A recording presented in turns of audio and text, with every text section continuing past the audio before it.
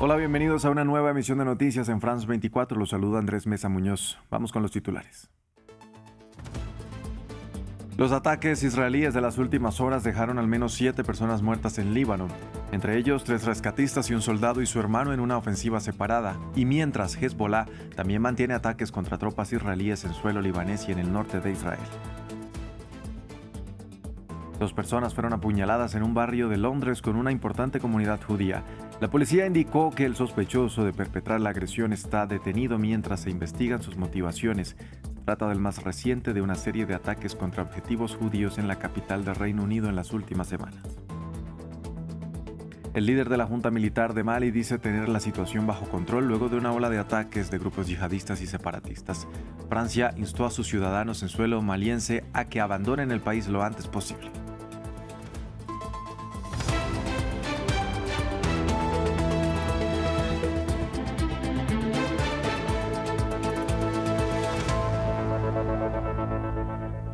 Vamos a iniciar en Líbano. Al menos 7 personas murieron durante las últimas horas debido a los ataques separados de Israel en el sur del país. Entre los fallecidos se encuentran 3 rescatistas y un soldado y su hermano. Por otro lado, el grupo Hezbollah siguió atacando objetivos israelíes, según Tel Aviv. Ampliamos con nuestra corresponsal en Beirut, Etel Bonet. En el sur de Líbano la violencia continuó pese al alto el fuego. Nuevos bombardeos israelíes han dejado al menos 8 muertos en las últimas horas, entre ellos 3 rescatistas de la defensa civil que se encontraban en plena operación de rescate. En otro ataque, una familia entera, padre, madre y hijo, han muerto bajo los escombros de su vivienda. En otro punto, los equipos de rescate siguen buscando supervivientes tras un bombardeo que ha dejado varias personas atrapadas. El ejército libanés también ha confirmado la muerte de uno de sus soldados junto a su hermano en un ataque mientras se desplazaban en motocicleta. Es la primera vez desde que empezó la tregua el 16 de abril que se reconoce públicamente que los militares han sido alcanzados. Israel, por su parte, afirma haber destruido infraestructuras de Hezbollah y mantiene que continuará sus operaciones hasta desarmar el grupo. Todo esto ocurre en un momento de fuerte tensión política interna, donde el presidente Youssef Aoun impulsa la posibilidad de negociaciones directas con Israel, rompiendo con décadas de política libanesa de boicot contra Israel. Pero desde Hezbollah el rechazo es frontal y cada vez más duro. Un exdiputado ha llegado a evocar el precedente del presidente egipcio Anwar Sadat, asesinado en 1981 tras firmar la paz con Israel, en una advertencia abierta sobre las consecuencias de ese camino. Una fractura política que se agrava mientras sobre el terreno la tregua sigue siendo frágil y la población civil continúa pagando el alto precio.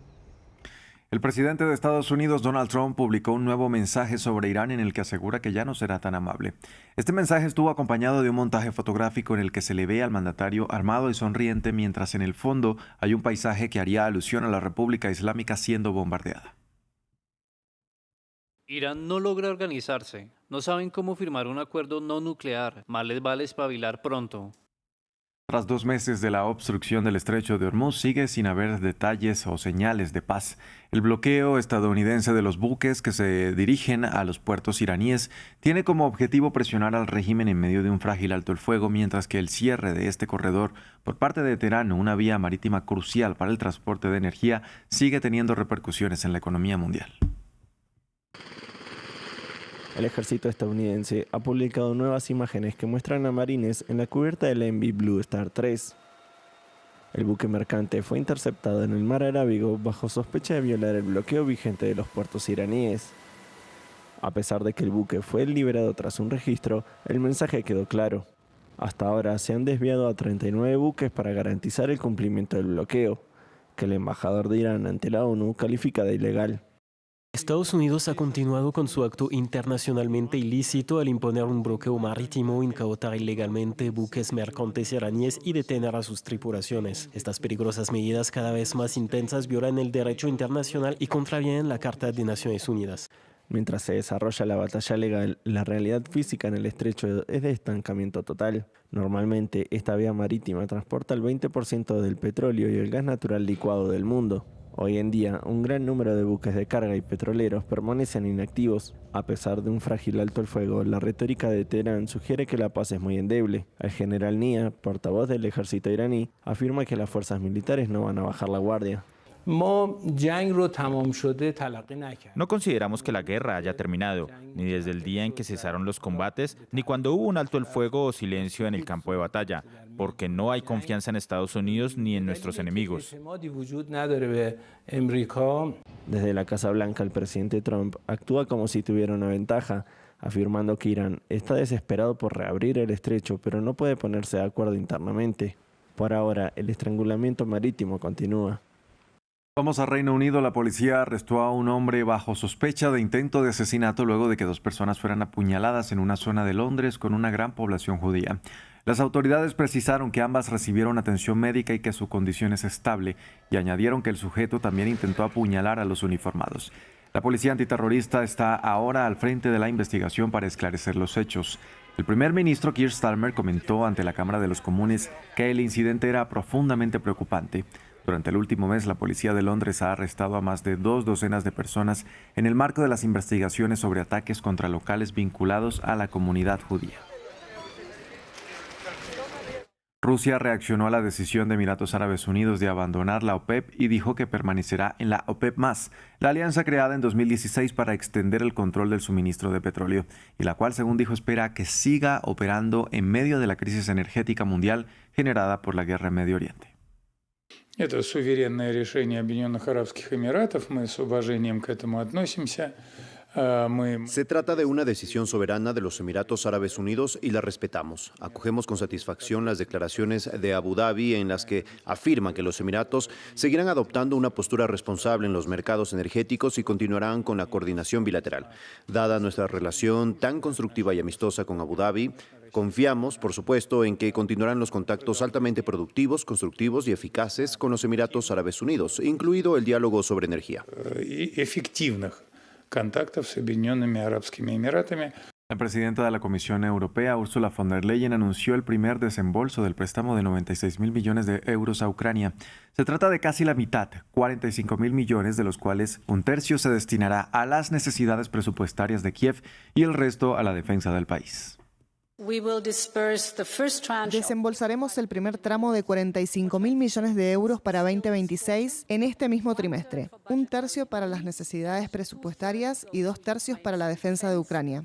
El primer paquete de defensa irá destinado a la producción de drones de Ucrania para Ucrania por un valor de unos 6.000 millones de euros. Por lo tanto, nuestro mensaje es muy claro. Seguiremos apoyando al valiente pueblo ucraniano y a sus fuerzas armadas. En Mali reapareció el jefe de la junta militar, Assimi Goïta, tras varios días sin dar noticias.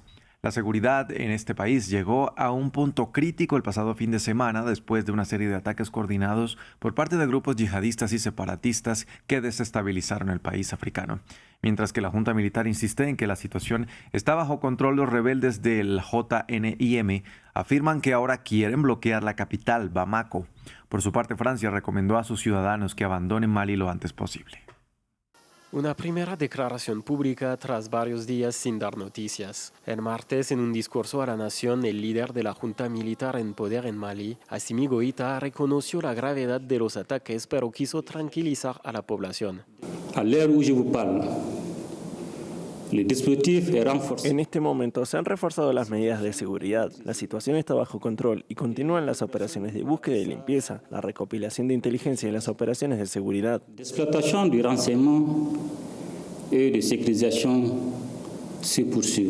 El jefe de la junta militar visitó a los heridos en los ataques en la ciudad de Kati. También visitó a la familia del ministro de Defensa, Sadio Camara, quien fue asesinado. Otras imágenes mostraban al embajador ruso en Mali como parte de una campaña de relaciones públicas para demostrar que Assimi Goïta está sobre el terreno y trabajando para garantizar la seguridad del país. El ejército ruso afirmó haber atacado posiciones enemigas, proporcionando imágenes como prueba. Los contraataques parecen ser insuficientes para detener a los yihadistas del JNIM y también hay señales de que los rusos han abandonado ciertos sitios. Ahora los insurgentes, aliados con los tuaregs del Frente de Liberación del Azawad, pretenden imponer un bloqueo sobre Bamako. Cualquiera que insista en tomar las carreteras que conducen a Bamako y Kati se enfrentará a las consecuencias, incluido el riesgo de muerte, ya sea a pie, en motocicleta o en automóvil. Bamako Bamako está bloqueada y no se tolerarán excepciones. Sin embargo, para quienes deseen abandonar la ciudad, el camino está despejado. En Tessit, cerca de la frontera con Níger y Burkina Faso, los rebeldes afirman haber tomado el control. Las últimas cifras indican que los ataques han causado la muerte de más de 20 personas, entre civiles y soldados. Vamos a Colombia. Las autoridades anunciaron este martes la detención en la ciudad de Palmira del que afirma es el principal sospechoso o responsable del ataque con explosivos que este sábado mató a más de una veintena de personas en la vía panamericana en el departamento del Cauca. De otro lado, los aspirantes a la presidencia continuaron en campaña con referencias a la ola de violencia en el país. Un arresto, funerales y un país dividido entre el miedo y la campaña electoral. Las autoridades anunciaron la detención de un sospechoso en el letal ataque con explosivos perpetrado el sábado en la vía panamericana, que mató a más de 20 personas y reavivó la oleada de violencia atribuida a grupos armados y disidencias de las FARC. Hemos capturado a José Alex Pitonco, alias David Omipés. Él es el responsable de lo ocurrido el día 25 de abril en el sector del túnel, en Cajibío. Mientras en Cajibío, en Cauca, el sufrimiento de familias que quedan incompletas, madres, padres e hijos que despiden a seres queridos víctimas de un conflicto del que no hacen parte. Pues honrar las víctimas, recordar que son mujeres y hombres, que nos duele mucho hoy su partida. Las familias, toda la comunidad acompañando a todas estas familias y víctimas que murieron en una forma inhumana, que no se merecían ver muertos de esta forma. Familias forzadas a hacer duelo mientras los líderes del país hacen campaña. Los candidatos presidenciales se refirieron al ataque y lanzaron culpas a la derecha e izquierda. Es evidente que los autores de estos actos terroristas buscan favorecer, digámoslo con claridad, el proyecto político de la extrema derecha.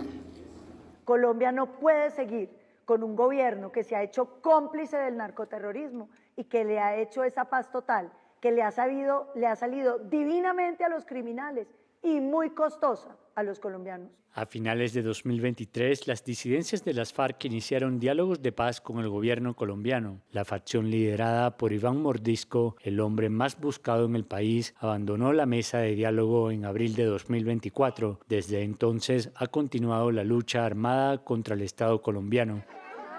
Y finalizamos con noticias del Mundial de Fútbol que se realizará en Estados Unidos, México y Canadá porque ya comenzó la fiebre del álbum Panini. La compañía presentó su icónico producto en un evento celebrado en Londres. La empresa italiana es socia oficial de la FIFA desde hace más de medio siglo, desde el Mundial de México de 1970. El torneo de este año es el más grande de la historia, con 48 selecciones clasificadas para la fase final, frente a las 32 de Qatar hace 4 años. Con esta ampliación, el álbum de Panini pasa a tener 112 páginas y un total de 980 cromos para coleccionar.